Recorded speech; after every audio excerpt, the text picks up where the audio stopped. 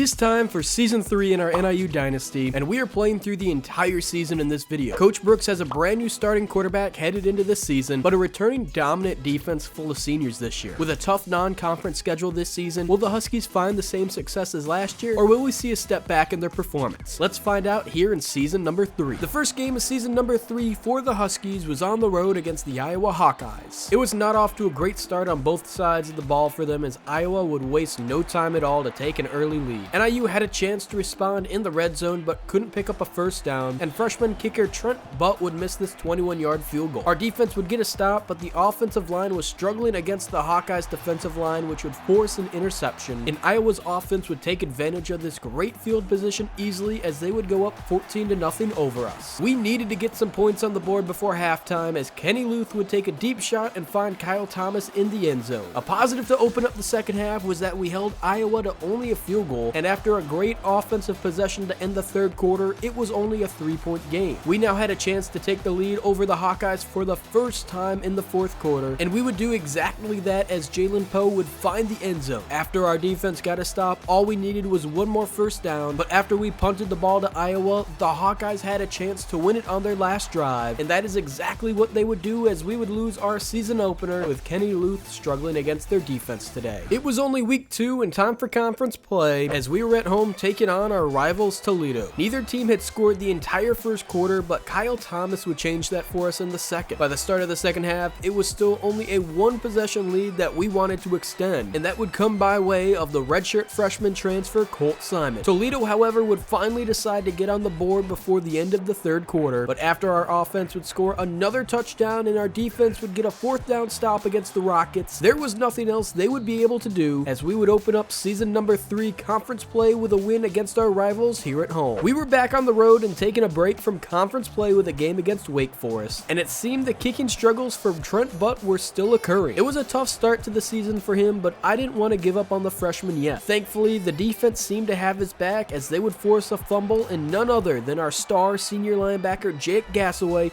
would scoop this one up off the ground, and with no one in front of him would take it all the way back to the house for a scoop and score to give us the lead. That seemed to boost Trent Butt's morale as he finally drilled home a field goal, and our defense was continuing to get huge stops against the Wake Forest offense, as Trent Butt would send us to halftime with a 10-point lead. It would take until near the end of the third quarter for Wake Forest to get their first touchdown, but Trent Butt was making it difficult for them as he was nailing field goals for us now. After getting a defensive stop, we just needed one more first down to seal this victory over Wake Forest for us, and after Kyle Thomas would pick it up on the sweep play, we would get the 16-10 victory over our ACC opponent here on the road, but would lose out on our first recruit of the year. This home game was going to be really tough for us, as UMass had turned into a solid team in the last 3 seasons. Both teams had gone scoreless against each other in the first quarter, but Keyshawn Pipkin would get us on the board to start the second. UMass didn't take long to get themselves into the red zone, but Jake Gassaway would come away with an interception and had absolutely nothing but green grass in front of him, as he would take this all the way back to the house for a pick 6, his second defensive touchdown of the season. We had now gone up 21-0 over the Minutemen, and Kenny Luth was looking to get our team down the field for at least a field goal before halftime, and he would do exactly that for us with some help from Trent Butt. UMass had not played well at all today, and even though they would score a touchdown to start the fourth quarter against us, it was all Huskies today, as we would get the 34-13 victory at home, as well as our first recruiting commit of the season, but would lose out on our second one of the year as well. This game was the toughest test of our season, as we were on the road in Death Valley taking on the Clemson Tigers. But surprisingly, by the end of the first quarter, we were still in this game. On 2nd and 2, it would be a handoff to Jalen Poe, who would take this into the end zone untouched, which would then give us a chance to take the lead in the second quarter, as freshman Trent Butt would drill home a 44-yard field goal. Clemson did not take long to respond with a touchdown of their own, and from this point forward, the game started going downhill for us. They would tack on a field goal before halftime to go up by 7, and on their first possession of the second half, quarterback Christopher Venzinia would lead his team down the field into the end zone. That would open the floodgates for them, as the number 8 Tigers would end up walking away with a huge 40-10 victory over us. Despite the big-time loss, we would still land 4-star cornerback George McBurrows after that game, and our team was looking to bounce back, as it was time to start conference play once again. This game was not off to an ideal start as Akron would score first, and after going scoreless for almost the entire first quarter, we would finally tie it back up. The momentum was finally starting to change here in the second quarter as Jake Applegate would find his way into the end zone, and it was looking to be a great night for both of our tight ends as sophomore Kevin Shaughnessy would fight his way into the end zone on this play as well. Akron was fighting their way back into this game though, so we needed a defensive stop. Even though we would get the stop, the Zips would still get 3 points, and to make things worse, with less than 2 minutes to go in the game, Kenny Luth would be picked off, giving Akron a chance to put together a game-winning drive. All they had to do was move the ball less than a yard here on 4th and goal, but our defensive line would come up with a huge sack for us, and we would barely hold on to this one for a 21-17 victory on the road, with this win landing us another recruit to our recruiting class. The Huskies were on the road against Bowling Green this week, and right away, Kevin Shaughnessy would come up with a huge toe-tapping touchdown catch. The refs would have to review it, but it would count as a touchdown, and even though that was our only scoring play of the entire first quarter, Kenny Luth would help us go up by 2 possessions as he'd find Shaughnessy again for his second touchdown of the game. Coach Brooks was using the entirety of his playbook today, even busting out the Wildcat formation, as this game wasn't even close by the end of the third quarter. It wasn't until the fourth quarter that the Falcons would finally find their way into the end zone for the first time this game, and we would walk away with another conference win 28-14 over Bowling Green, landing us 4-star defensive end DeMonte Jennings and 3-star receiver Dante Barber. We would lose a second recruit to UTSA this year, but thankfully would make up for that as we would land 2 more 4-star recruits and 1 more 3-star recruit in our bye week, currently giving us the 16th best class in the country. The Huskies were at home taking on Eastern Michigan, and although we couldn't find the end zone on our first drive, Trent Butt would knock home a field goal to give us the first lead. Our offense started to pick up more momentum near the end of the first quarter as tight end Jake Applegate would find his way into the end zone, but with it only being a 10-point game, this touchdown would put the Eagles right back in it. Kenny Luth was looking to get our team down the field for some extra points before halftime, and with the help of Trent Butt, we'd go into halftime with a 6-point lead. Another field goal from the freshman kicker in the third would make it a 9-point game, and at the start of the fourth quarter, Jalen Poe would take this halfback stretch play all the way untouched to the end zone to extend the Huskies' lead to 16. Our defense played a great second half as they would only give up 1 touchdown the rest of the game to Eastern Michigan, as we would pick up another win in conference play here at home and found ourselves ranked for the first time in season number 3. We had a big matchup coming up against Ball State though next week, as they were currently the top team in our conference. This game against Ball State was going to be our most important one of the season. More than likely, whoever won this matchup tonight would clinch themselves a spot in the MAC Conference Championship. So both teams were coming out aggressive, doing whatever they could to win this game. It was tied with under 2 minutes to go in the first half, but Cam Thompson would deliver our first lead of the game for us, and Ball State would have a chance to take the lead back late in the fourth quarter but would miss the field goal. That would give our offense great field position with less than 2 minutes to go, and we would run out almost the entire clock as Jalen Poe would intentionally not score on this play, allowing Trent Butt to knock home the game-winning field goal for us, hopefully clinching us a spot in the MAC championship later this season, as well as moving up to number 22 in the nation. Central Michigan was at the bottom of the MAC standings and was supposed to be one of our easier games on the schedule for us, but they jumped out to an early 7-0 lead and almost held our offense scoreless the entire first quarter. We could tell early on that this was going to be a close game that came down to the wire. Our defense had a chance to stop the Chippewas before halftime, but they would pick up an improbable 3rd and 15, but at least we'd get a goal line stand and only hold them to a field goal. Neither team had scored the entire third quarter, but we still held our lead over them with less than 2 minutes to go in the fourth, but Central Michigan would march right down the field and make it a 1-possession game with only 19 seconds left. The game would come down to an onside kick, which our hands team would thankfully recover no problem at all, and we'd pick up the close 3-point win over Central Michigan, as well as 4-star quarterback John Miner and 3-star center Manu Tafisi. This next game against Ohio had a lot of implications, as we were both the top 2 teams in the MAC conference. With only 2 games left in the season, a win today would for sure clinch ourselves a spot in the conference championship game, and this game could not have been off to a better start as we would go up by 14 before halftime. On our opening possession of the second half, Kyle Thomas would find the end zone on a receiver sweep to put us up by 21, and kicker Trent Butt was getting in on the action for us as well. With under 5 minutes to go in the game, Ohio would finally find their first touchdown of the matchup, but it was all NIU today as we would get the 27-6 victory, thanks in part to a huge game from Kenny Luth. We would move up to number 17 in the nation, but still weren't in the playoff picture at all. Hopefully a win in our season finale could help put us in the conversation for it. The Huskies were looking to go undefeated in conference play this season, and a win against Kent State in our season finale would do that for us. It would also help our chances of getting getting into the college football playoffs. If we wanted to win this game though, we needed to turn things around as we had only put up one touchdown the entire first half, but thankfully Cam Thompson was changing that for us in the third quarter. At the start of the fourth quarter, Kenny Luth would find him again for his second touchdown of the evening, and at this point, all we needed was a defensive stop on 4th and 10 as Trey Porter would come away with an interception for us, clinching this game against Kent State, giving us an undefeated conference record in season number 3 and a rematch in the MAC championship against Ball State. But before that, Coach Brooks would sign a 5-year extension with the Huskies. His senior quarterback had an up and down season, throwing for 18 touchdowns and 12 interceptions. Jalen Poe definitely had a step back in production this season with under 1,000 rushing yards, but Kyle Thomas stepped up big for us this season in his new wide receiver 1 role. It was no surprise that standout senior Jake Gasaway was our defensive leader in almost every stat category, but now it was time for the conference championship, where hopefully we could get our revenge after losing to Ball State in it last season. The Huskies lost to Ball State in the conference championship last season, and we did not want to see that again, as redshirt freshman Colt Simon would help us get on the board first against them. While the Cardinals would get down the field near the red zone on their first drive, our defense would get a 3rd down sack, and we were able to hold Ball State to only a field goal on their first drive. We would tack on a second rushing touchdown to start the second quarter, and our defense would follow that up with another huge stop against the Cardinals offense. With just over a minute to go in the first half, Kenny Luth would find Kevin Shaughnessy inside the 5, but would be just short of the end zone. So on 2nd and goal, he would then go to his other tight end, Jake Applegate, who was able to hold on to this pass in traffic for 6. Up 21-3 over Ball State, it was not looking good for them as our defense was dominating. And even though we didn't score a single point in the second half against them, it didn't matter because we would walk away with a 21-3 victory and were named conference champs for the second time in 3 seasons, but we would be going back to the same bowl game as last year, missing out on the playoffs. The Huskies lost their bowl game last year and wanted to make sure they were going to win it this year, and we were off to a good start, going up 14-0 in the first quarter. Marshall was not a bad team by any means though, so we could not count them out of this one, but they did seem to be having trouble keeping up with our offense in the first half of this game. They would get it back to a 7-point game, but Kenny Luth had been on fire in what was his last collegiate game, as by the start of the fourth quarter, he already had 4 touchdown passes and would make it 5 with this one to Kyle Thomas, and the senior quarterback would end his career with a huge bowl victory, throwing for 5 touchdowns and close to 300 yards. Oregon and Texas was your season 3 national championship matchup, where the Longhorns would pick up the victory. We would unfortunately be losing Colt Simon to the transfer portal, but no one else would leave. And speaking of the transfer portal, we would land 2 more 4-star recruits, as well as tacking on a 3-star left tackle and a 3-star strong safety, ending the season with the 31st best recruiting class in the nation. After off-season training, we still had no one on the team rated 90 overall or higher, and once again, we would have a new starting quarterback for season number 4. It'll be a tough one with a young quarterback and a young defense, but we will see how it plays out next episode.